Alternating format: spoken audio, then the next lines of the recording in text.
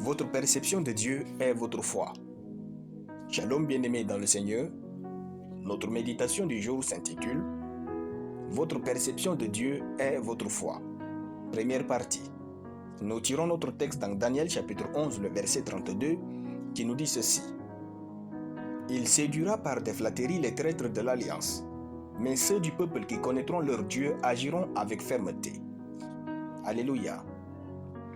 Dans l'univers théologique, nous avons un jargon populaire qui dit « De votre théologie dépend votre foi ». Autrement dit, votre foi n'est rien d'autre que le fruit de votre connaissance de Dieu.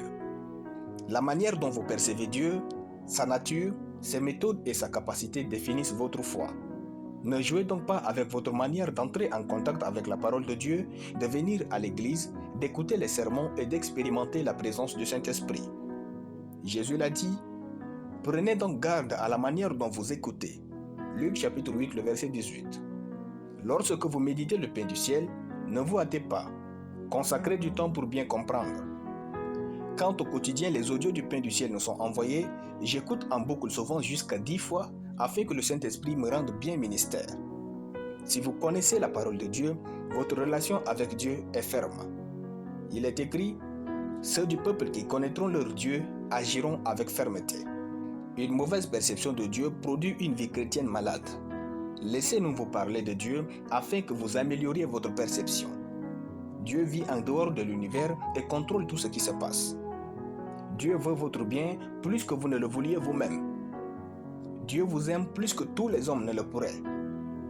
Dieu a de meilleurs projets pour vous et votre descendance plus que vous-même. Dieu ne veut pas que vous souffrez. Il veut juste vous former pour que vous jouissiez de ses bénédictions avec gloire en Christ.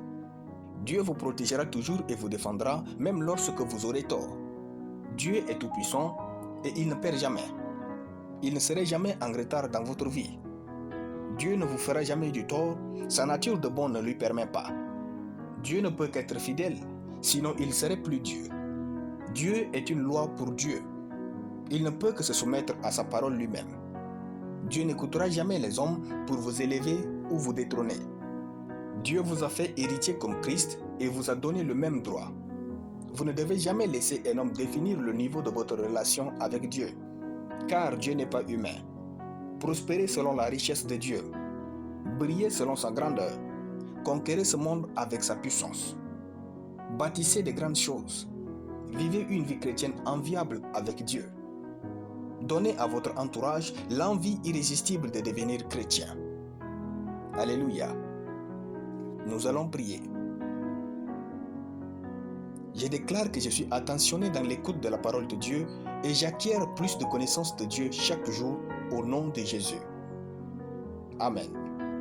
La lecture biblique en une année, Amos chapitre 1 à Amos chapitre 2. Soyez bénis, c'était le pain du ciel.